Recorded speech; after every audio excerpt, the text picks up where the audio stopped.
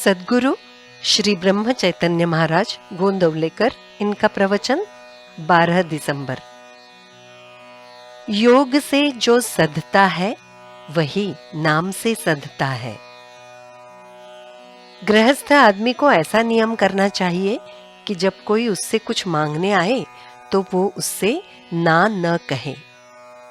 अपने पास जो हो उसमें से थोड़ा क्यों न हो उसे दें।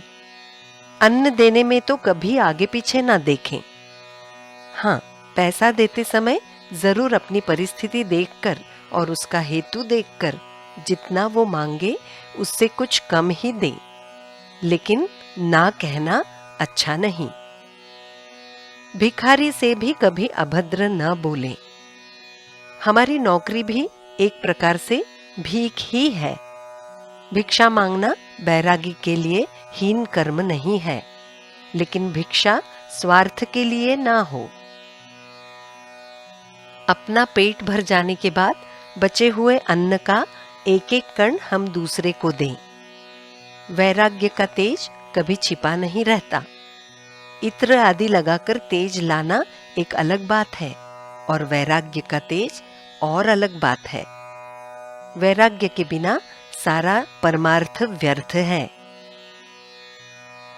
दुनिया का स्वभाव समझ में आना ये ज्ञान की पहली सीढ़ी है। जो असत्य है उसे सत्य मानना ये अज्ञान है, अविद्या है। सचमुच किसी मनुष्य की पारमार्थिक योग्यता क्या है ये साधारण आदमी नहीं समझ सकता। अंतरंग साधुओं को ही समझ में आता है। अतः जब तक हम में वैसी दृष्टि नहीं आती तब तक हम किसी को दोष ना दें। अंतकाल में मनुष्य मन की किस अवस्था में जाता है उससे उसकी पारमार्थिक अवस्था का अनुमान किया जा सकता है। साधारण मनुष्य भी नाम की सहायता से ऊंची योग्यता को पहुंच सकता है। अर्थात वो समझ में आने के लिए हमें खुद नाम में डूब जाना चाहिए। नाम में बड़ा सामर्थ्य है, लेकिन उसका कोई अनुभव करके नहीं देखता तो क्या किया जाए। इसमें संदेह नहीं कि जो योग से सत्ता है वही नाम से भी सत्ता है। ये निश्चित समझें कि जिसे नाम का चस्का लग गया उस पर राम ने कृपा की है। लेकिन नाम का चस्का लगने के लिए हमें सतत नाम लेना चाहिए। उसके लिए यही एक उपाय है। वैसे देखें तो हमें ये दिखाई देता है कि गृहस्थी में व्यस्त मनुष्य स्वार्थी होते हैं। उनके स्वार्थ में कोई बाधा न आते हुए वे परमार्थ चाहते हैं। ये कैसे संभव है? अत्यंत निस्वार्थी होने को ही परमार्थ कहते हैं, तो वो सधने के लिए हमें थोड़े स्वार्थ का तो त्याग करना चाहिए। साधु संतों के पास जाकर यही सीखना चाहिए।